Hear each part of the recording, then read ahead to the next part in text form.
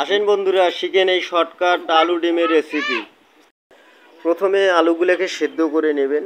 আলুগুলোকে সেদ্ধ করে নেওয়ার পরে সুন্দর করে ডলে মিহি করে নেবেন। আলুগুলোকে সুন্দর করে মিহি করে ডলতে হবে, যেভাবে ডলানো হচ্ছে। তারপর আলুগুলাতে সুন্দর করে মেখে চেখে মশলা দিবেন, মরিচ দিবেন, লবণ দিবেন, দিয়ে সুন্দর করে মেখে এরকম করে গোল গোল করে নেবেন আলুগুলোকে। আলুগুলা ডো করে রাখার পরেই এখন এগুলো সরাই রাখবেন। তারপরে দ্বিতীয় ধাপের কাজ হচ্ছে একটা ডিম আপনারা নেবেন। ডিমটাকে একটা বাসনে মানে ভাঙার পরে ডিমটাকে সামান্য একটুখানি হলুদ দিবেন, তারপরে সামান্য একটুখানি লবণ দিবেন। দেখাচ্ছি আমি, সামান্য একটুখানি লবণ, পরিমাণ মতো লবণ দিবেন আর কি।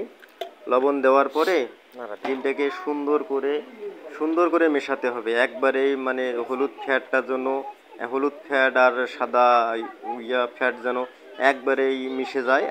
প্লাস যে হলুদটা দেওয়া হয়েছে, হলুদ সহ যেন একেবারেই সম্পূর্ণ করে মিশে একবারে সুন্দর করে মিশাবেন, যেন সুন্দর করে মেশানো হয়, একবারে পেস্ট হিসেবে তৈরি করে নেবেন। এরপর গ্যাস চালু করবেন এবং গ্যাস খুব হালকা আঁচ, একবারই হালকা আঁচ করে দিবেন। হালকা আগুনের মধ্যে সেঁকতে হবে। আসলে আপনি যদি বেশি আগুনের মধ্যে, বেশি তাপের মধ্যে সেঁকতে যান তাহলে কিন্তু নষ্ট হয়ে যাবে, পুড়ে যাবে। তেল দিবেন। তেল দেওয়ার পরে সুন্দর করে আগে তেলটাকে ফুটবে, মানে ফোটানো হবে ধীরে ধীরে। তেলটা গরম করবেন আর কি, খুব অতিরিক্ত গরম না, কারণ গ্যাসের আঁচটা একেবারেই কমিয়ে দিতে হবে। তেলটা পুরা কড়াইতে সুন্দর করে লেড়ে ছেড়ে, মানে পুরা তেল, বেশি তেল দেওয়ার দরকার নাই, অল্প সামান্য তেল দিয়ে একটুখানি চিপচিপানি তেল রেখে সুন্দর করে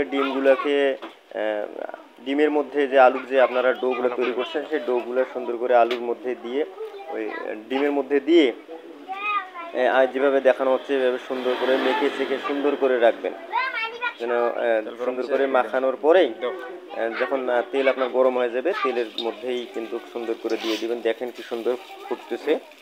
এইরকম দিয়ে দিবেন, একবারে 2টা বা 3টা করে দিতে পারেন। আপনার ফ্লাইট কড়াই যদি হয়ে থাকে তাহলে আপনি আরও বেশি দিতে পারেন। যেখানে ওটা ডিপ কড়াই, যার কারণে 3টার বেশি দিতে পারতেছি না। 3টা দিলাম। দেখুন কি সুন্দর ভেজে লালচে ভাব হয়ে আসতেছে। বেশি আঁচ একেবারেই কমাই দিবেন, কারণ আঁচ বেশি দেওয়া যাবে না। আঁচ বেশি দিলেই, হিট বেশি দিলেই কিন্তু পুড়ে যাবে, কারণ ডিমটাকে, আলুর চপটাকে একবারে ধীরে ধীরে হতে হবে, কিন্তু এইদিকে সেদিকে খেয়াল রাখতে হবে। দেখেন উল্টায় পাল্টায় দিয়ে একটু চেপে চেপে সুন্দর করে রান্না করবেন। ধীরে ধীরে দেখেন কালার চেঞ্জ হয়ে আসতেছে, মানে পুড়তেছে না, আবার ধীরে ধীরে কালার চেঞ্জ হয়ে আসতেছে সুন্দরভাবে।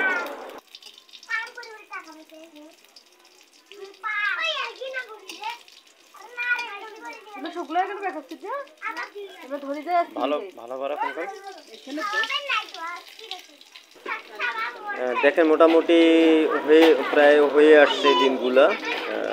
আমার প্রায় হয়ে গেছে। আপনার পছন্দ মতন আপনি একটু হিট করে নেবেন। আসলে আমার হয়ে গেছে। কালার দেখেন হলদে ভাব, একটু লালচে ভাব চলে আসছে, প্রায় হয়ে গেছে। আমি ডিমগুলো উঠাচ্ছি সবগুলা। আপনারা যেহেতু বেশি করে ভাজবেন, আর আমি এখানে 6টা আজকে আপনাদের দেখানোর জন্য 6টা ভাজতেছি আর কি। হয়ে গেছে প্রায় আমার। আমি ওগুলো তুলতেছি, যেহেতু তেলটা অল্প তেল দিছি, ওই তেলের মধ্যেই বাকি আর যে 2টা দিলাম, আমার আরেকটা আছে, আমি শেষে দিব, যেহেতু আমার তেল কম হয়ে গেছে।